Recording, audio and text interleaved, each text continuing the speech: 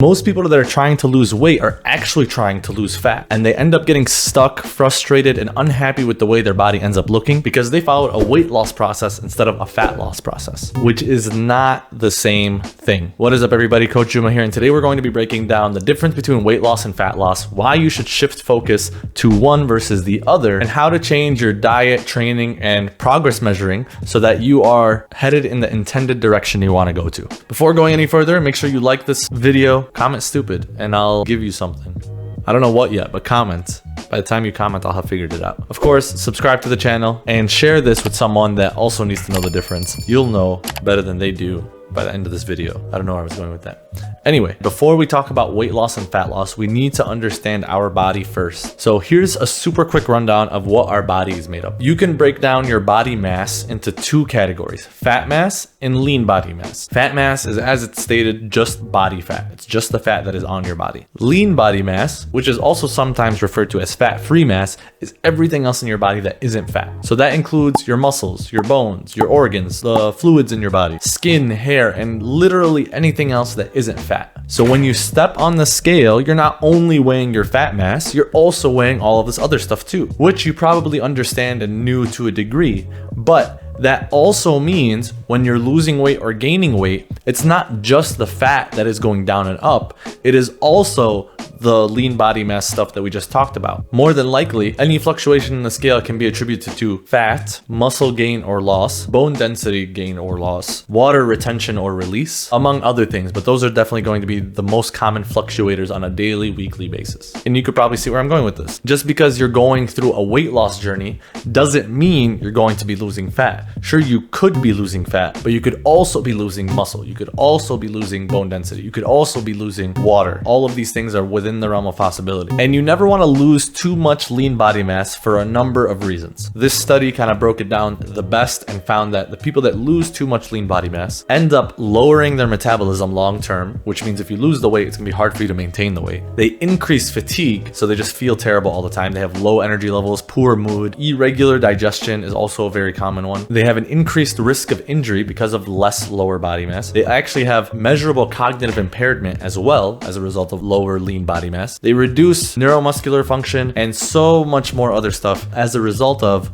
losing too much lean body mass. But not only that, because if you're trying to go on a weight loss journey, you're probably concerned with how your body is going to look too. Going through weight loss as opposed to fat loss, where you could be losing lean body mass, will put you in a position where you'll have to spend twice as much time dieting to get to the look that you want with your body.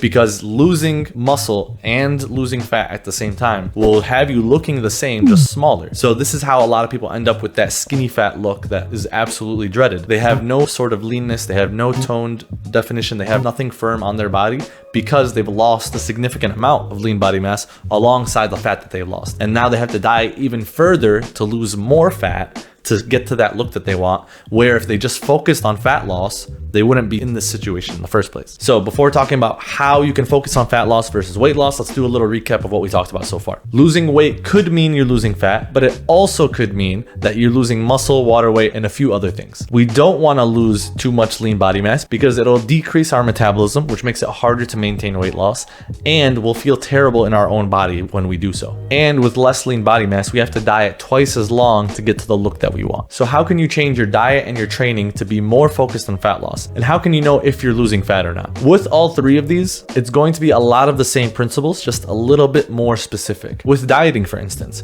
calories in versus calories out, managing a calorie deficit is still the most important thing to reduce body fat. That doesn't change. But because we want to put a focus on maintaining muscle and maintaining lean body mass, we need to make sure that the type of calories we're eating are conducive to maintaining muscle. In reality, you can eat whatever you want as long as you're in a calorie deficit and lose weight. It's also why when you start a diet like keto, intermittent fasting, or whatever, you lose weight really quickly in the first week or two because you lose a lot of water weight. And then further on down the line, continuing with that, not paying attention to your protein intake or other macronutrients, you'll continue to lose not just water weight, also some fat weight, but also a lot of muscle too. So for fat loss, again, we still need to be in a deficit. That doesn't change. But we really want to prioritize maintaining muscle tissue as much as possible so that your body is holding onto it and letting go of the fat. And to do that, you just need to have an adequate amount of protein daily to keep your body on track to maintaining muscle. The right amount of protein will vary from person to person, but to find an accurate range for yourself, figure out your goal weight and then multiply it by 0.7 and multiply it by 1.2. That is the ideal range of protein you need to have on a daily basis. If your goal weight is 200 pounds, your minimum protein intake should be around 140 grams per day.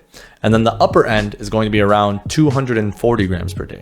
So anywhere in that range on a daily basis is fair game. All you have to do is substitute the equation for whatever your goal body weight is to find your ideal protein intake. If you want to take it a step further and improve your health even more to further retain as much muscle as possible, you can also prioritize getting in enough vitamins, minerals, and fiber, which you'll get from having multiple servings of fruit and vegetables a day. But just talking about fat loss specifically, not fully health related stuff, calories and the protein are going to be the number 1 and number 2 priorities to make that happen. When you work out, any kind of workout that you do is going to help you lose weight because all of it is some sort of calorie burning activity. As long as you manage your total calorie intake and you stay relatively active, doing a fitness class, following a cardio regimen, walking, or even just signing up for a labor intensive job, all of those will burn calories. But again, we want to focus on maintaining as much lean muscle tissue as possible. For your body to do that, it needs to know that there's a need for the muscle on your body. So following a smart strength training program where you're using all of your muscles actively, regularly throughout the week will alert your body to think, hey, these muscles are being used. It doesn't make sense to get rid of them. I should be getting rid of fat because I'm in a calorie deficit. It's just like if you worked at a really big company that decided to downsize. If you were somebody that just sat at their desk and watched YouTube all day, you'd be the first person to get rid of because you're not helping them at all. But if you were a key member to the company and its production, they're going to look to downsize elsewhere because you're such a fundamental part of the company's success. It's the same exact idea. You have to use your muscles, you have to challenge your muscles to maintain your muscles. And that's why following a strength training program, a well-designed strength training program, will help you maintain the muscle and then lose the fat during the fat loss process. So now that we know what we're supposed to do to lose fat, how do you know if you're actually losing fat or not? The scale is one way, but just like we alluded to earlier, it's not the most reliable way. It tells you how much you weigh, but it doesn't necessarily tell you what that weight is made up of. We'll still use it as a tool and see the trends over weeks and over months, but we won't rely on it because it doesn't give us the full picture. This is especially important because fat loss is slower than weight loss. Again, if you were just trying to lose any kind of weight, it'll be really easy to get it off of your body. But if you want to be specific with it, your body has to kind of nitpick what it's doing and pick out the right kind of weight to lose. It's kind of like if you had a batch of trail mix with you, it's really easy to just grab a handful of trail mix and eat it and just not care about anything in particular. But if you wanted to pick out the M&Ms specifically, it would take you a little bit more time to get a handful of M&Ms than just a handful of everything. And that's kind of the same idea. Your body's going to take some time to really filter out what it wants to lose. And in this case, we want it to lose fat. So when you're in fat loss, the scale can be really slow and it won't change for long periods of time. But that doesn't mean your body isn't changing. It's very akin to that old idiom, what weighs more, a pound of feather or a pound of bricks? They both weigh the same, they're 1 pound. But bricks are so much more dense. 1 pound of a brick will fit here in the palm of your hand. A 1 pound of feathers might fill up this entire table. It's the same idea with muscle and fat.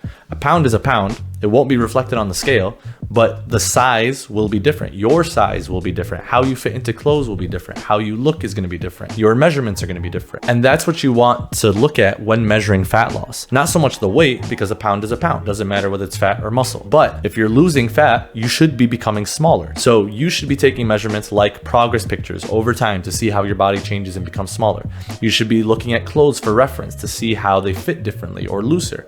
You should be using tape measurements to understand exactly how many inches you're losing across different parts of your body. If you want more details about this, there's a whole video on it here, but that's the idea. Because bringing things back to the beginning here, you never wanted to really lose weight. You wanted to become a smaller person. You've gone through a weight loss process because you think a certain weight is going to take you there. But the real goal is still becoming smaller, feeling more confident, being leaner, being more toned, being firmer. And what better way to measure that than actually looking at your body and seeing how it changes over time? So, stupid simple summary here. The fat loss process is a more specific way to lose weight because we're going to be focused on maintaining as much lean body mass as possible. The main lean body mass that we're trying to maintain is muscle mass. We can do that by managing our calorie intake like we do for weight loss, but also prioritizing our protein intake. We can do that by working out regularly by following a smart strength training program. And we can measure our progress not just by how the scale trends over time, but also by taking progress pictures, using clothes, and